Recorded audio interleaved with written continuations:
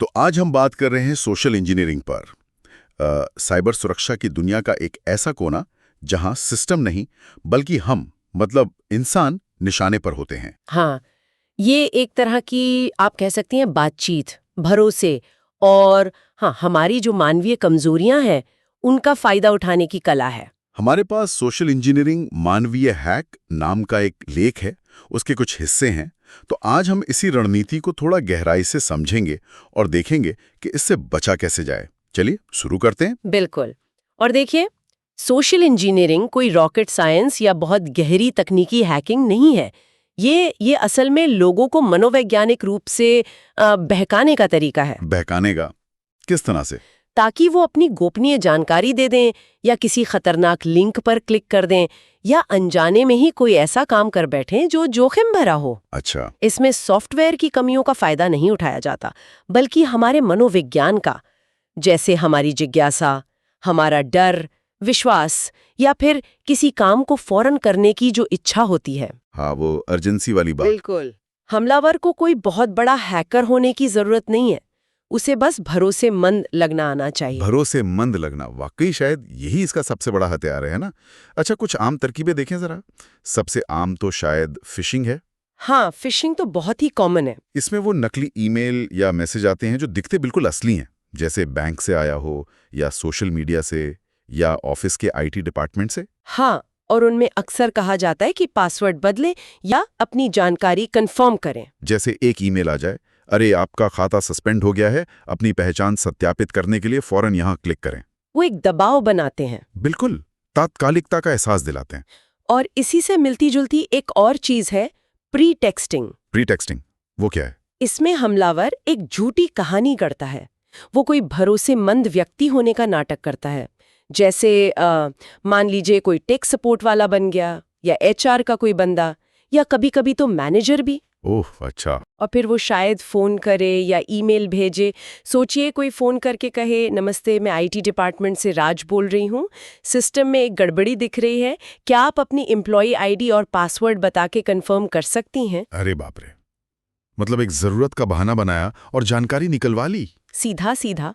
और ये सिर्फ ऑनलाइन नहीं, जैसा आपने कहा, फोन पर भी खूब होता है। अच्छा, और फिर एक और तरीका है बेटिंग, मतलब चारा डालना। हाँ, बेटिंग यानी चारा डालना। इसमें कोई आकर्षक चीज का लालच दिया जाता है, जैसे मुफ्त संगीत डाउनलोड या कोई बहुत बढ़िया नौकरी का ऑफर। या फिर वो ऑफिस की पार्किंग में मिली पेन ड्राइव जिस पर लिखा हो कंपनी सैलरी डेटा। कौन नहीं देखना चाहेगा? बिल्कुल, मानवीय जिज्ञासा का सीधा फायदा। और लालच में आकर कोई उसे अपने कंप्यूटर में लगा लेता है और बस अनजाने में मैलवेयर इंस्टॉल हो गया। और एक तरीका है टेलगेटिंग। ये असल दुनिया में होता है। टेलगेटिंग जैसे गाड़ी पीछे लगाना? हाँ, कुछ वैसा ही। इसमें कोई बिना इजाजत के किसी सुरक्षित जगह, मान लीजिए ऑफिस बिल्डिंग में, किसी ऑथराइज्ड व्यक्ति के ठीक पीछे पीछे घुस जाता है। अच्छा, कैसे?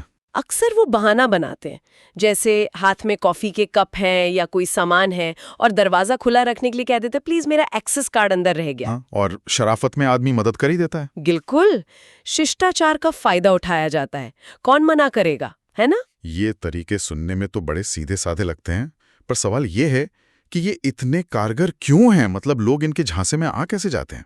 देखिए, इसका जवाब हमारे अपने मनोविज्ञान में है। हम इंसान हैं, हम भावनात्मक होते हैं, स्वभाव से हम भरोसा करते हैं, दूसरों की मदद करना चाहते हैं।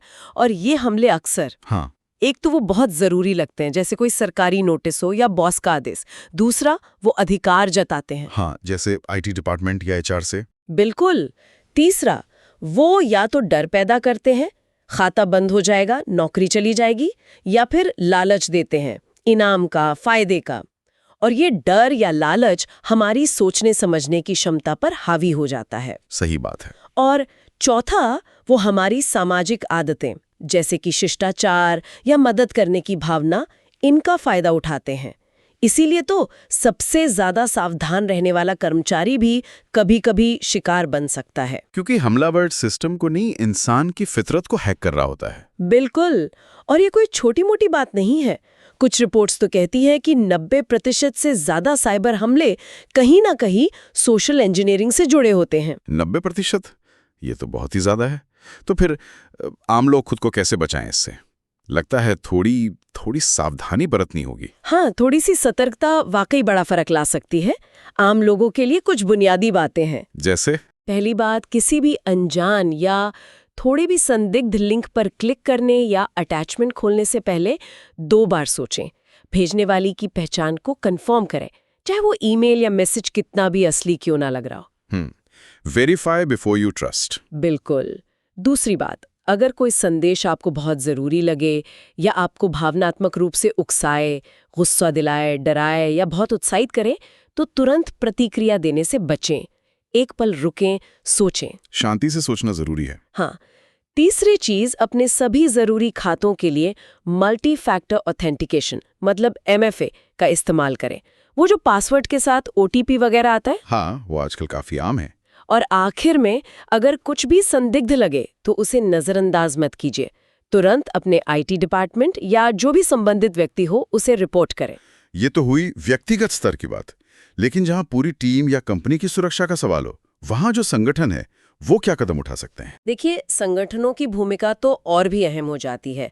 उन्हें कुछ चीजें करनी चाहिए। जैसे कि? एक तो कर्मचारियों के लिए नियमित रूप से साइबर सुरक्षा की ट्रेनिंग होनी चाहिए, और इस ट्रेनिंग में सोशल इंजीनियरिंग के तरीकों और खासकर भावनात्मक हेरफेर को कैसे पहचानें, ये सिखाना बहुत जरूरी है। हाँ, ट्रेनिंग बहुत जरूरी है। दूसरा, सिमुलेशन टेस्ट करने चाहिए। मतलब नकली फिशिंग ईमेल भेजकर देखना चाहिए कि कर्मचारी कितने सतर्क हैं।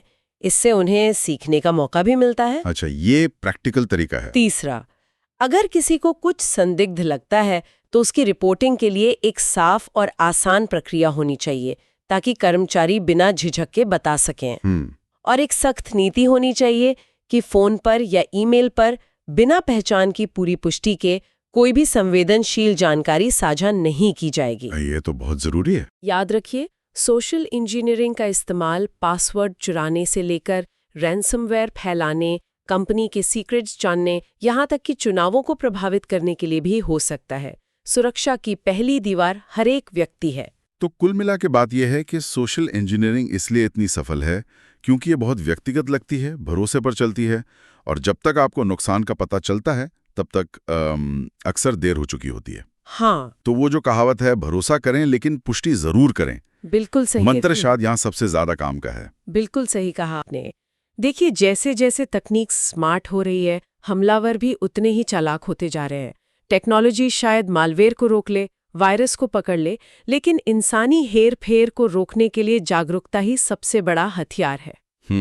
और यहाँ एक सवाल सोचने पर मजबूर करता है, भविष्य में तकनीक चाहे कितनी भी उन्नत क्यों ना हो जाए, क्या इंसान का यही भरोसा करने का स्वभाव, उसकी यही मानवीयता हमेशा साइबर सुरक्षा की सबसे कमजोर कड़ी बनी रहेगी, चाहे हम कितने भी जागरूक क्यों ना हो जाएं?